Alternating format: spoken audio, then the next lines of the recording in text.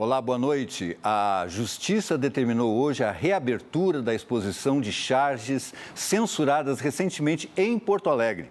A mostra, exibida no início do mês, durou menos de 24 horas. As charges foram recolhidas por ordem da presidente da Câmara de Vereadores da cidade, Mônica Leal, por considerá-las ofensivas ao presidente Jair Bolsonaro. Segundo a decisão judicial, caso admitida, essa forma de censura, a liberdade de expressão artística sempre poderia ser afrontada. A decisão exige a exibição das charges no mesmo local de onde foram retiradas, o Salão da Câmara Municipal de Porto Alegre. E agora eu tenho um convite para vocês. Vamos ao cinema? Olha, para quem não gosta de filmes blockbuster, tem boas opções. Vamos lá? Vamos ao primeiro, então, que é um drama histórico, épico, se chama Peter Lu, é do aclamado diretor Mike Leigh, 7 vezes indicados ao Oscar. Ele dirigiu filmes como O Segredo de Vera Drake e também Topsy Turvy. Se passa na Inglaterra, em 1819, na cidade de Manchester, onde mais de 60 mil pessoas foram para uma praça para reivindicar os direitos políticos, direito de voto, pacificamente. Só que as forças do governo britânico reprimiram essas manifestações de uma forma tão violenta, mas tão violenta, que ocorreram muitas mortes. Vamos ver. We are on the brink of liberty. We demand that our suffering cease. Now the corrupt order will come crashing down.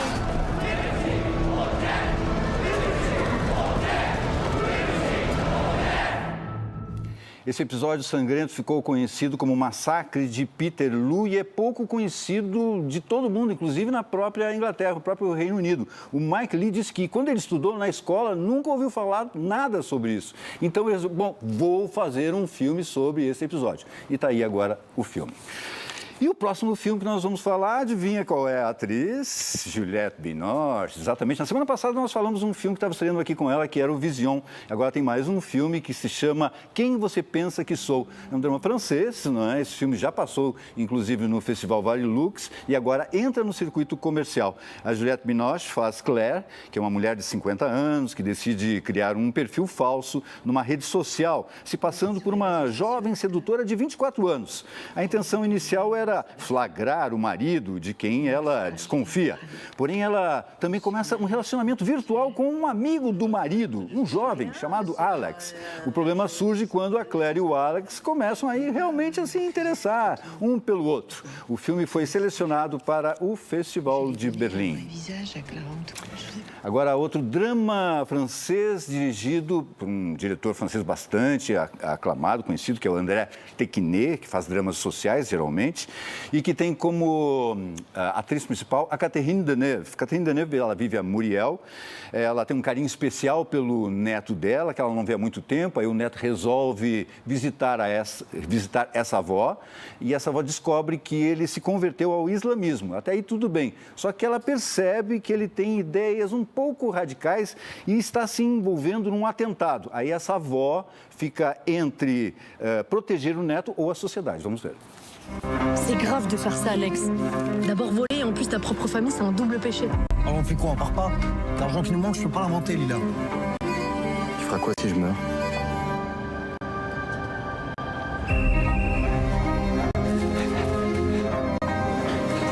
Je veux pas que tu partes. Qu'est-ce que tu vas foutre à Istanbul? Tu vas passer la frontière?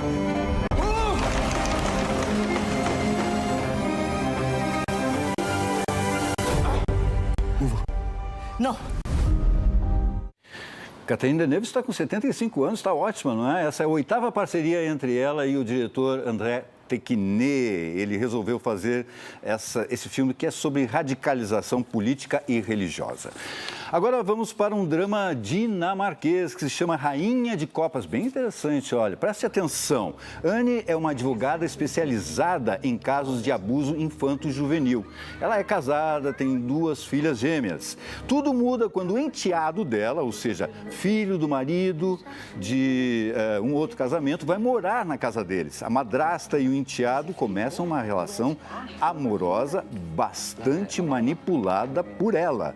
O filme ganhou o prêmio do público no Festival de Sundance. E atenção, porque amanhã é dia 13, exatamente sexta-feira 13, e alguns cinemas resolveram fazer uma programação especial aqui em São Paulo. O MIS, por exemplo, vai passar na madrugada de sexta para sábado os filmes Corra e Nós, do Jordan Peele, e também o filme Mãe, do Darren Aronofsky. O Cinesesc vai apresentar a trilogia Pânico, que começa às 19 horas, depois às 21h15, Pânico 2, e às 23h30, Pânico 3. E o Petra Belas Artes tem o famoso Noitão, com filmes de terror a noite inteira, vai passar inclusive um inédito que só estreia na semana que vem, que se chama Midsommar, O Mal Não Espera a Noite, do diretor Ari Aster, que é o mesmo de Hereditário. Vai passar também O Bebê de Rosemary, do Polanski, e Coração Satânico, de Alan Parker. Então, boa sexta-feira 13 para todos e bons filmes de terror. Bom, agora tem mais uma estreia, só que agora é uma estreia nacional, se chama Legalidade, do Zeca Brito. A trama é inspirada num fato real e se passa em 1961. Naquela época, o governador do Rio Grande do Sul, Leonel Brizola, liderou um movimento em luta pela Constituição e mobilizou a população na resistência pela posse do presidente João Goulart. O filme é um pano de fundo para o debate sobre a importância da democracia. Se há uma estrutura golpista em marcha no país, evidentemente, ela não se dirige somente contra o vice-presidente. O movimento da legalidade foi um movimento protagonizado pela imprensa. O Brizola ele chega à conclusão de que a imprensa era uma arma, o microfone era uma arma. E ele transforma a sua Secretaria de Segurança numa Secretaria de Imprensa, vice-versa. Ele transforma a sua Secretaria de Imprensa na Secretaria de Segurança. E o que acontece é o seguinte, na caserna eram pensadas ações e atitudes antidemocráticas, e o que ele faz é revelar para a população brasileira, através da imprensa, aquilo que estava acontecendo e ler a Constituição. Porque a democracia não é só dos eleitos, é também daquele que elege. E esse papel que o cidadão tem é que o Brizola convoca e, através das ondas do rádio, através da imprensa, ele consegue assegurar que a Constituição fosse respeitada, que o voto popular fosse respeitado e que as liberdades civis fossem respeitadas. Leonel de Moura Brizola. A gente não sabia o contexto que ia estar hoje no filme, mas tu já vê o peso que ele tem na história. E logo de cara eu já tive esse impacto, assim, de pensar assim, nossa, como que eu sou gaúcho, como que eu conheço o Brizola e eu não sei dessa história tão importante, né, que dá pra gente um aparato tão grande de pensamento político, de revolução até para mim, assim, no pensamento político da gente. O personagem é uma síntese de vários jornalistas, então de alguma maneira eu tive que achar o jornalista também, que seria o meu jornalista político da época. Para preparar foi meio que reacender também o lado cubista. Eu digo cubista mais legal do que cubanista, né? Che Guevara, Fidel, de estudar o livro do Fernando de Moraes e, enfim... Diretas já, eu estava lá. O ministro da Guerra quer impedir o Jango de tomar posse. Eu acho que foi uma história abafada durante muitos anos, que ficou na garganta de muita gente, cujos protagonistas ou foram mortos no AI-1 já, ou exilados durante os 22 anos de ditadura militar. E diz o que sobre o Brasil contemporâneo? Diz que a gente tem que ter um respeito muito grande pela Constituição, não só pelo direito ao voto popular que legitima o presidente, mas pelos direitos humanos que a Constituição assegura, pelo direito à liberdade de imprensa, pelo direito à livre criação, pelo direito a não ter censura alguma. E a gente tentou nesse filme fazer um filme que fosse popular, que contasse uma história de amor, mas acima de tudo uma história de amor pelo Brasil. Não penso ao lado dos russos ou dos americanos. Eu penso ao lado do Brasil. Bom, né? Porque tem muita gente que não conhece esse episódio que aconteceu no início dos anos 60 aqui no Brasil. Agora, mais cinema. Até a próxima quarta está em cartaz no Cine Petra Belas Artes a mostra em comemoração dos 30 anos da Pandora Filmes. 13 longas distribuídos pela produtora serão exibidos, além de 2 filmes inéditos. Um deles é Adoniran, Meu Nome é João Rubinato, de Pedro Serrano. Que seu moço, que eu Mato Grosso e o Joca, construímos nossa maloca eu fiz porque eu demoli um prédio onde eu ia passear com os meus amigos de favela, então a gente ia para lá bater papo, conversar, era um prédio velho. Quando foram demolir, eu fiz o samba da maloca. Então é uma coisa que aconteceu mesmo? Aconteceu, meu. Aliás, todo o meu samba é verdade. Minha maloca, a mais linda que eu já vi, hoje está legalizada, ninguém pode demolir. Minha maloca, a mais linda desse mundo, ofereço aos vagabundos que não tem onde dormir.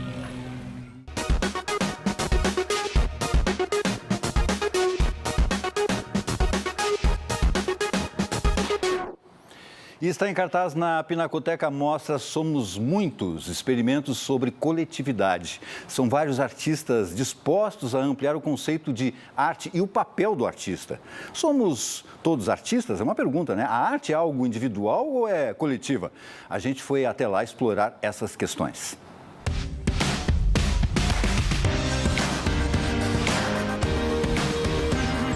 No grande palco de madeira que ocupa o octógono da Pinacoteca, o visitante pode apresentar o que quiser. A obra do tailandês Hirkrik Tiravanija também é o local de performances, como a do coletivo Legítima Defesa. Os vulcões explodirão. Nessa sala aqui, o artista, o Maurício, ele abre espaço para o espectador também criar. Ele é o artista. Você sabia? Não sabia. As pessoas vêm conversar o quê com você? Sentam aqui, fazem perguntas, fazem entrevista? Em geral, parte do próprio trabalho. Ah, você é o Maurício? Você é o artista? Sou, mas já não sou mais, né? Porque já eu coloquei aqui a base e o resto... O resto é com o público, que tem a parede à disposição, além de um café, um chazinho de hibisco. Mas eu estou interessado em questionar, em debater, né, e talvez minar também um pouco as relações de poder dentro do próprio sistema da arte, que não são vistas em geral pelo público. Porque a arte é um lugar muito da contemplação, do prazer, e trazer um questionamento e falar, olha, existem jogos de poder, existe luta de classe, existe racismo, existe isso tudo dentro do sistema da arte. Essa visão que só vê o resultado final, considera que você já está num patamar onde todo mundo tem acesso àquela informação, e isso não é verdade. Ninguém quer nem saber o que é arte contemporânea mais, né? Então, assim, né, só nós, os cabeções maravilhosos, né? Então, eu acho que essa construção, que é uma construção do homem branco, não é uma coisa que nos interessa mais, né? Já o processo de criação e os envolvidos nesse fazer interessam a Mônica Nador. Nesta mostra, as obras apresentadas nasceram de uma oficina oferecida a pessoas em situação de rua. Me conta da inspiração do senhor. O senhor se inspirou em quê? Quer que eu fale verdade? Isso aqui, eu até coloquei o nome de Givacanossauro. Porque ia fazer um cachorro, não saiu isso aí me falaram que é um animal pré-histórico. Eu peguei e coloquei Givacanossauro. Então nós temos concretamente aqui o resultado de pessoas que neste momento acabaram de sair dessa sala e voltaram para os centros de acolhida e voltaram para a rua, mas a qualidade do que tem aqui deixa evidente que o que falta é oportunidade e investimento para valer em educação e cultura. Às vezes, assim, pode até pensar assim, não é coisinha simples, mas para mim isso aqui não é simples. De maneira nenhuma. Isso aqui tem um significado muito grande para mim, porque coisas maiores virão, os desenhos virão, porque eu estou me descobrindo. Todo ser humano é um artista. A frase é do alemão Joseph Beuys, que faz parte do eixo central da exposição. Um artista emblemático nas discussões sobre autoria individual e interação com obras de arte. No Brasil, uma referência é Hélio Oiticica. O Oiticica falou muito sobre a participação e falou não do espectador, mas do participante. Nós entendemos que se a arte passa historicamente por essa ampliação de um conceito de arte, também é um exercício necessário para o museu fazer isso.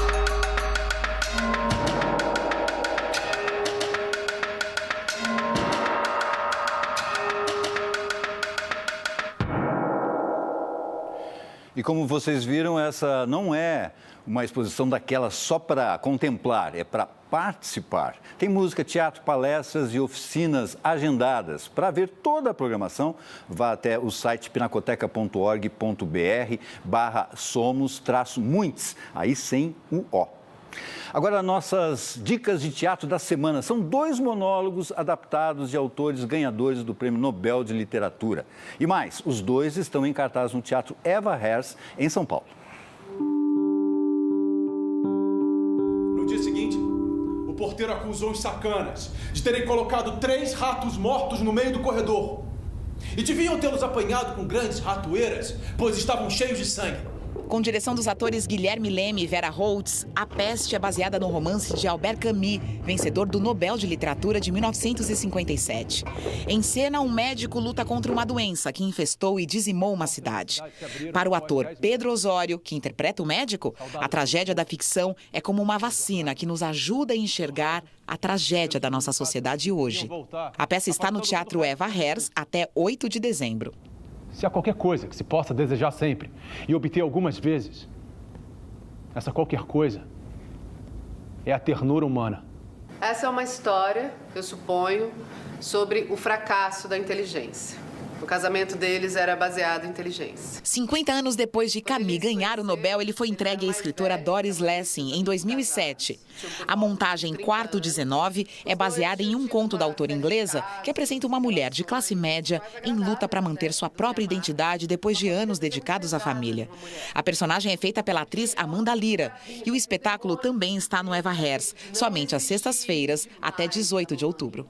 Ela ouviu, por acaso, a primeira dessas conversas entre o pai e o filho mais velho e se surpreendeu com a irritação que sentiu. Então ela não podia ter um quarto em algum lugar daquela casa enorme, sem que tivesse tantas confabulações a respeito.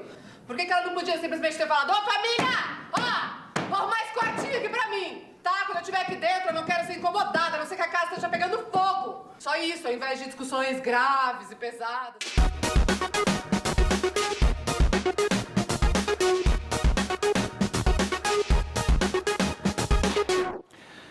E o Grupo Rumo, que havia encerrado as atividades há 27 anos, voltou a se reunir nos palcos. Mas não se trata de um encontro com sabor de nostalgia. Os 9 integrantes lançaram também um disco chamado Universo, com 14 faixas inéditas, que foi produzido por Márcio Arantes, o responsável por esse encontro. Tanto no disco quanto no show, o que se vê é muita inspiração, vigor e riqueza rítmica desses artistas que são referência na vanguarda paulistana e na música popular brasileira. Olha o Geraldo, tá chegando, tá morrendo de vontade de entrar no carnaval. Diz carnaval não é pra homem? Cê tá louco, Geraldo? Carnaval vai todo mundo, vejo o Paulo, vejo o Pedro, todo mundo dando força pra você entrar também. O que a gente faz é uma continuidade do trabalho da gente, inclusive o novo disco representa um pouco isso. Quase que parece que a gente não parou. Eu vou me distrair, eu vou trabalhar. E como foi essa volta? O Márcio Arantes, ele é o culpado disso. É o produtor Márcio Arantes. É o produtor Márcio Arantes, na verdade. A história que eu sei... Bem mais novo que a gente. Bem mais novo. Bem mais novo. Ele era um fã do... Ele tinha produzido, se é isso que eu lembro, um disco da Ná e do Zé Miguel, e perguntou para a Ná, e que ele falou para a Ná que ele tinha muita vontade de reunir o grupo de novo, tal, que se ela achava que a gente ia topar, que ele ia tentar um projeto, ia tentar... A Ná falou, fala com todo mundo, pergunta para todo mundo. Aí ele mandou e-mails para todo mundo perguntando, e a gente respondeu que sim. A Paulista é uma rua boa para caminhar. Ele conseguiu que o selo Sesc fizesse e viabilizou todo esse projeto. Acho até que ele tinha muita curiosidade de ver como é que a gente fazia. Né? Ele tinha essa curiosidade como a gente fazia. Porque o que ele falou, né, nesse primeiro contato assim, sobre a ideia, foi isso. Não, mas a ideia é essa, assim, todo mundo tocando. O rumo é apenas fruto da curiosidade dele. Obra-prima, prima, vou saber dizer que combinar é a nossa sina. Que mistura é essa? Qual que é esse segredo para parecer super contemporâneo e ao mesmo tempo manter os valores do começo de vocês, lá dos anos 70. Será que a gente fala pra ele? Fala não, é melhor marcar. É melhor deixar esse mistério no ar. Eu acho que no fim o Rumo criou um estilo. E o estilo ficou marcante. O estilo, até pra gente, a gente percebe que tem um estilo lá, que quando começa a desviar do estilo, as pessoas berram. O pessoal do arranjo, me lembro bem que nos arranjos aqui das novas músicas, volta e meia, o Márcio que estava produzindo, ele vinha com uma proposta fechada e de repente todo mundo, não, mas não pode ficar assim. Quer dizer, no fundo, é uma intuição do estilo do Rumo. As condições que a gente teve nesse processo, né, foram muito bem conduzidas. Muito bem conduzidas. Obra-prima é uma rima que acerta o som e aproxima. Aliás, esse é o primeiro disco que todo mundo compôs, né? Isso. Até a Kira. Eu fiz aquele... Você fez aquela locução. Considerada a melhor locução desse espaço. De todos os tempos. Foi um encontro no presente, de fato, né? Não foi um revival de uma coisa que existiu antes. Mas é um dom quase profético. Nasci assim, sou assim, é genético. Bom, nós ganhamos um ótimo rumo para encerrar o Metrópolis de hoje, não é? Não esqueça, a seguir tem Jornal da Cultura. Tchau e até amanhã.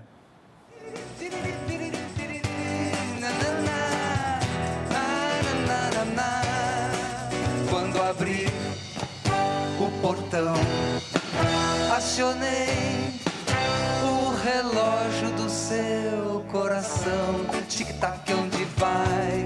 Tic-tac, com quem? Tic-tac, quando volta? Muito tarde. Liberdade é tão bom, acelera o coração. Liberdade é tão bom, renova o ar do pulmão. Liberdade é tão bom, bem melhor com você. Eu vou me divertir, eu vou trabalhar. Eu vou me distrair, eu vou trabalhar. Meu trabalho é independente, tem um horizonte social. Se você quiser ir, vai descobrir.